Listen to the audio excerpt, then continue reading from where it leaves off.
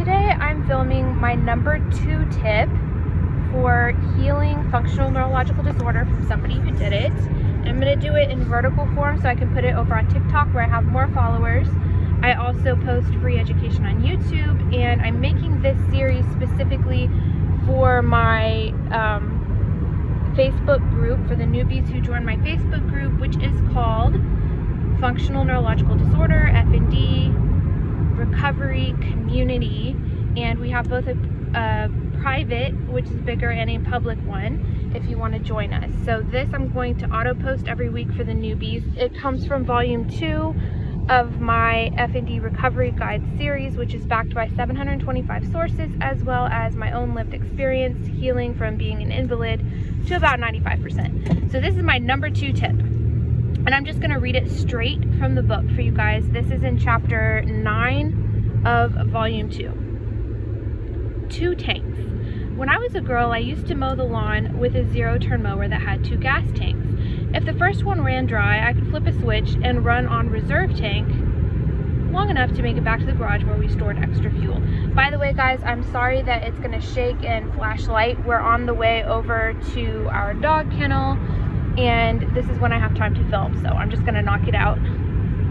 The reserve tank was not meant to be the main source of fuel. It was there for emergencies so the driver didn't get stranded on a dead machine.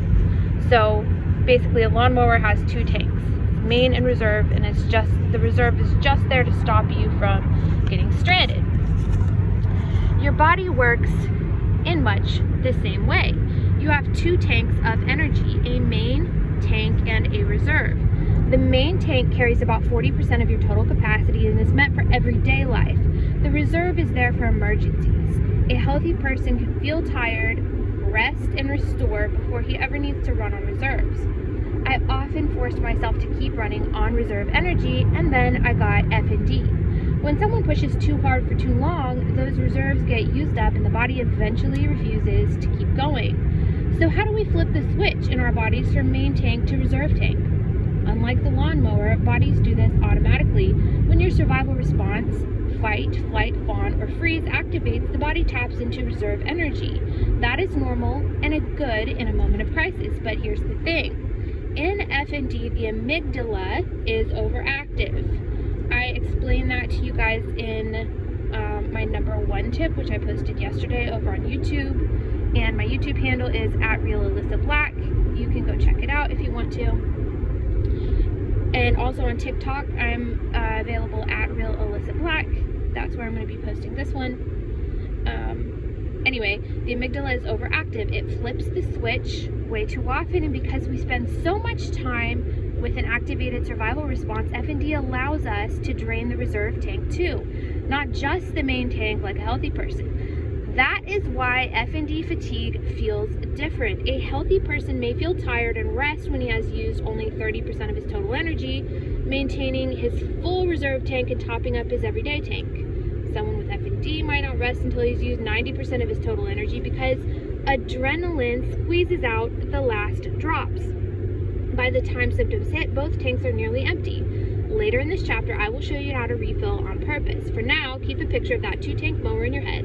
It's the simplest way to understand how your energy system works. 9.4, superhuman strength and the body's reserve energy. Central governor theory. When my dad drove trucks for a living, every vehicle in his company's fleet had a governor installed. A governor is a device that limits how fast the truck can go no matter how hard the driver presses the pedal.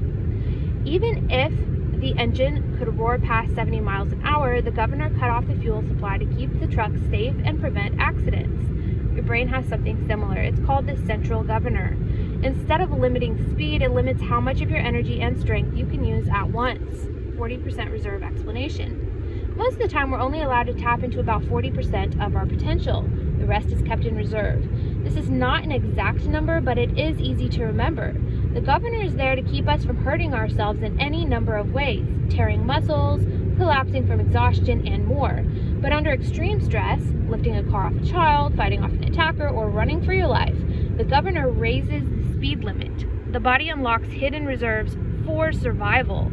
The catch is the same as with a semi-truck. If you push past the limit too long, you risk damage, breakdown, and shutdown, and that's exactly what happens in F&D and why you have symptoms.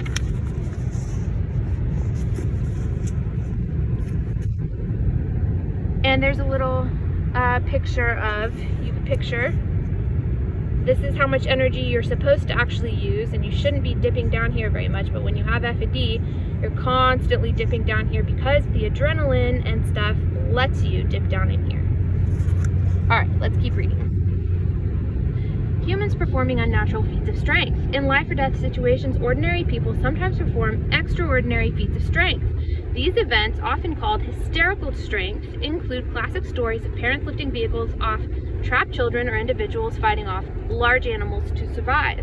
News outlets have documented a 16-year-old football player lifting a car just enough to free a pinned man, and a 41-year-old mother in Quebec wrestling a 700-pound polar bear to protect her sons.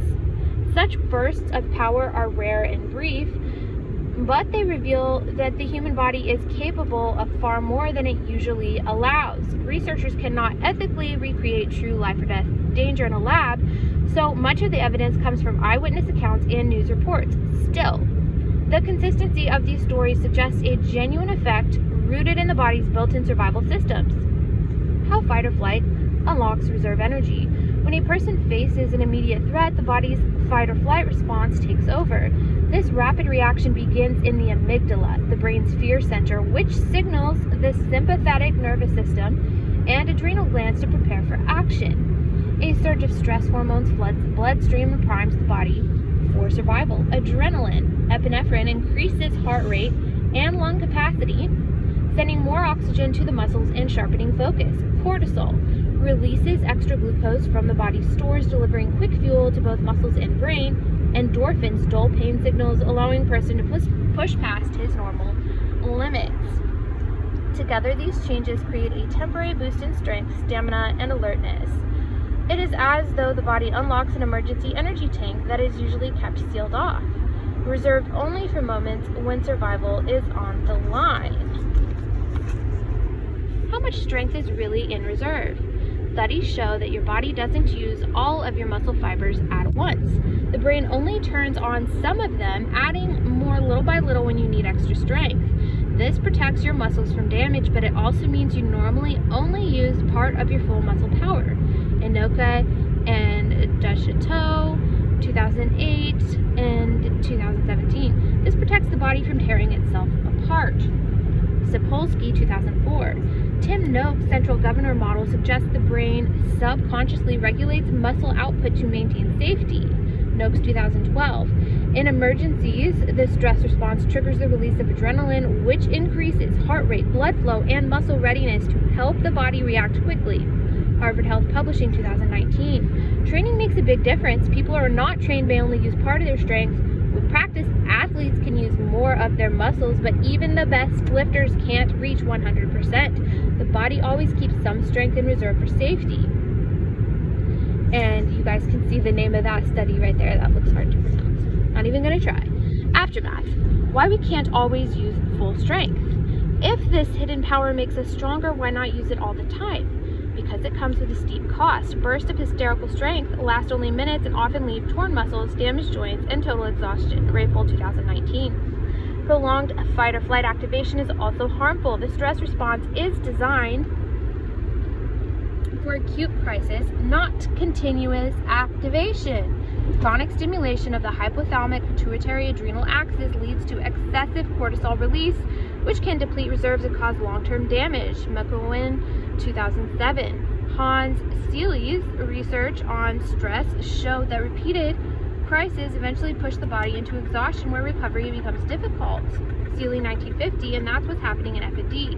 You've drained your reserve tank so far that recovery becomes difficult. For most people, the reserve tank is tapped only in emergencies.